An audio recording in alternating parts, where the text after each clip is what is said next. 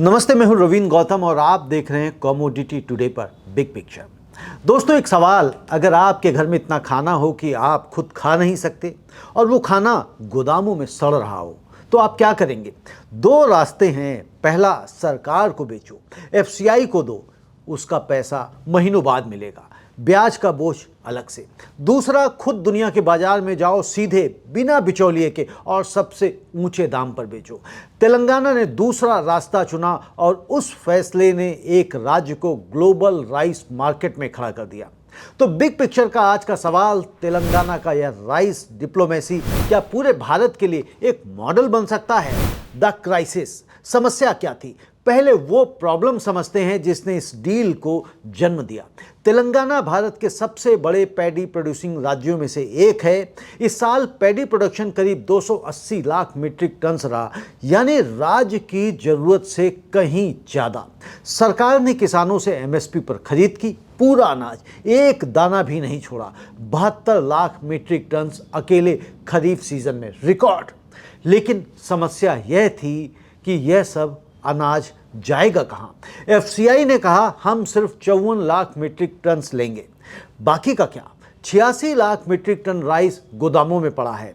FCI का payment देर से आता है, ब्याज का बोझ स्टेट ट्रेजरी पर पड़ रहा है। यह एक स्टोरेज क्राइसिस थी, एक फाइनेंशियल क्राइसिस थी और किसानों के लिए एक अनसर्टेनिटी थी। इसी संकट से निकलने का रास्ता निकाला फिलीपींस डील ने। द डील क्या हुआ? तो तेलंगाना सरकार ने फिलीपींस गवर्नमेंट के साथ एक गवर्नमेंट टू गवर्नमेंट यानी G2G डील की। कोई भी बिचौलिया नहीं, कोई प्राइवेट ट्रेडर नहीं, सीधे राज्य सरकार से फिलीपींस सरकार। 1 lakh metric ton rice export करना है। पहली खेप 22,750 मीट्रिक टन पहले ही जा चुकी है। 81 करोड़ 90 लाख रुपए मिल चुके हैं और दाम जानते हैं कितना मिला है? 3600 रुपये प्रति क्विंटल। ये उसी वैरायटी का वो दाम है जो आंध्र प्रदेश में एफसीआई ऑक्शन में 3000 पर भी कोई खरीदार नहीं था। छत्तीसगढ़ में 1800 से 1900 पर बिक रहा था। यानी तेलंगाना ने वही चावल सबसे ऊंचे दाम पर बेचा और एक संभावित 13 करोड़ के नुकसान से राज्य को बचाया। फिलीपींस ने और भी इंटरेस्ट दिखाया। 2026 में 20 लाख मीट्रिक टन और पैडी की जरूरत है उन्हें। यानी यह एक डील नहीं, एक लॉन्ग टर्म पार्टनरशिप की शुरुआत है। द इम्पैक्ट, जमीन पर क्या बदला?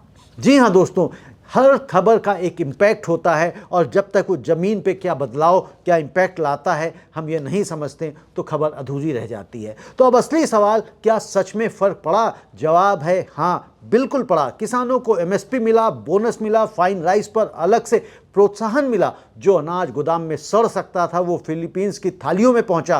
राज्य को सबसे ऊंचा दाम मिला, एफसीआई की कतार से राहत मिली और फिलीपींस को मिला क्वालिटी राइस, गवर्नमेंट गारंटी के साथ, डिप्लोमेटिक बैकिंग के साथ।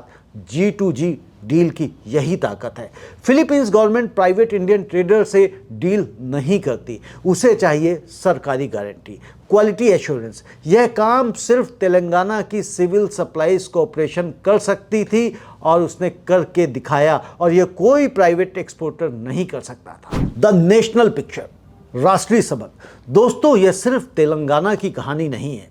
आज भारत ग्लोबल राइस ट्रेड का लगभग 40% कंट्रोल करता है, नंबर 1 एक्सपोर्टर है। लेकिन यह एक्सपोर्ट ज़्यादातर होता है बड़े प्राइवेट ट्रेडर्स के जरिए। राज्य सरकारें जहां किसान हैं, जहां खेत हैं, जहां प्रोडक्शन है, वो इस गेम में डायरेक्टली नहीं थी।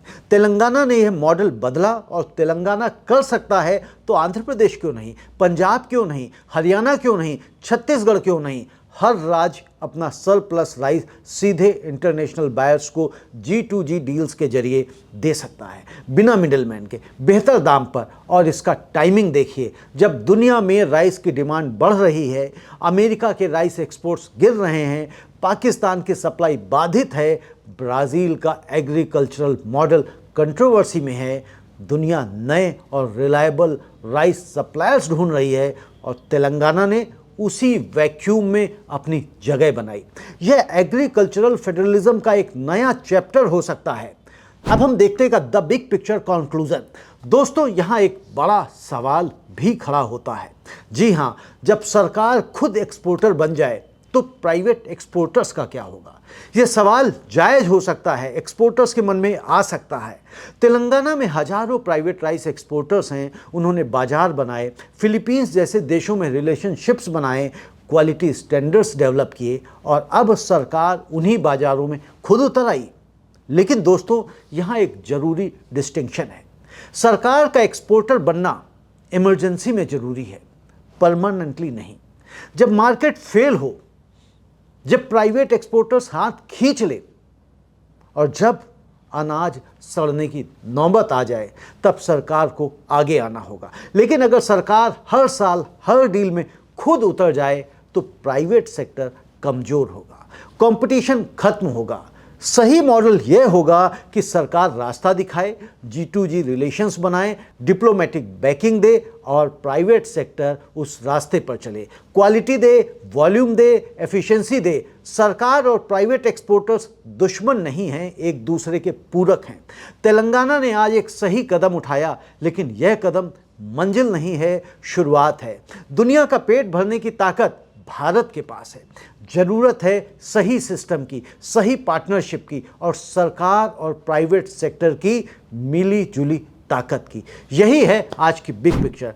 दोस्तों, यदि आपको हमारा चैनल अच्छा लगता हो, हमारे वीडियोस पसंद आते हो, तो हमारे चैनल को सब्सक्राइब अवश्य करिए, वीडियोस को लाइक भी करिए और जितना हो सकता है हमारे वीडियोस को व्हाट्सएप ग्रुप में शेयर करिए। इससे हमें ताकत मिलेगी, हमें मोटिवेशन मिलेगा, हमारी टीम को बल मिलेगा। आपका बहुत बहुत धन्यवाद। नमस्ते।